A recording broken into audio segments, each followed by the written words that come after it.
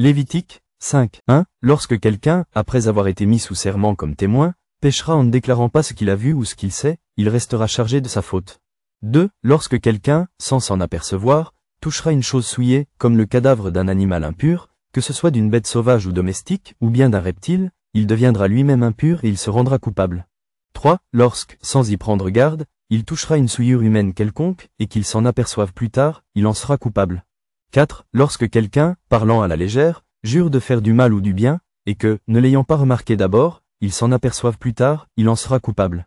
5. Celui donc qui se rendra coupable de l'une de ces choses, fera l'aveu de son péché.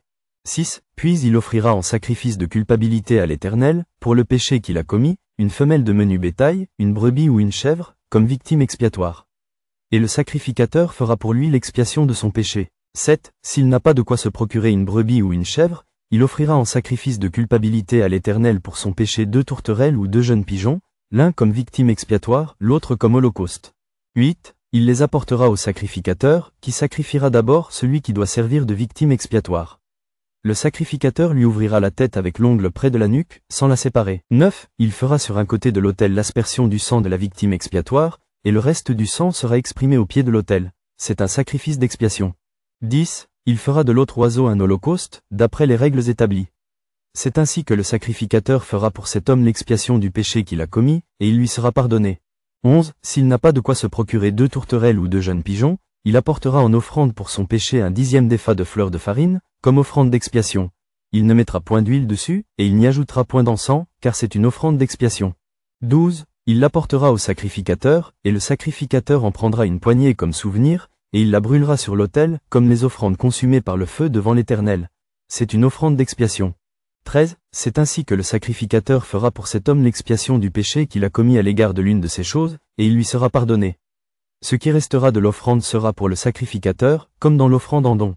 14. L'Éternel parla à Moïse, et dit, 15. Lorsque quelqu'un commettra une infidélité et péchera involontairement à l'égard des choses consacrées à l'Éternel, il offrira en sacrifice de culpabilité à l'Éternel pour son péché un bélier sans défaut, pris du troupeau d'après ton estimation en cycle d'argent, selon le cycle du sanctuaire.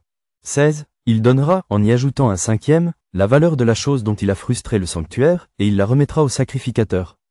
Et le sacrificateur fera pour lui l'expiation avec le bélier offert en sacrifice de culpabilité, et il lui sera pardonné.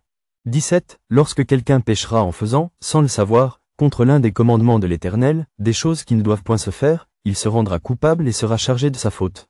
18. Il présentera au sacrificateur en sacrifice de culpabilité un bélier sans défaut, pris du troupeau d'après ton estimation. Et le sacrificateur fera pour lui l'expiation de la faute qu'il a commise sans le savoir, et il lui sera pardonné. 19. C'est un sacrifice de culpabilité. Cet homme s'était rendu coupable envers l'Éternel.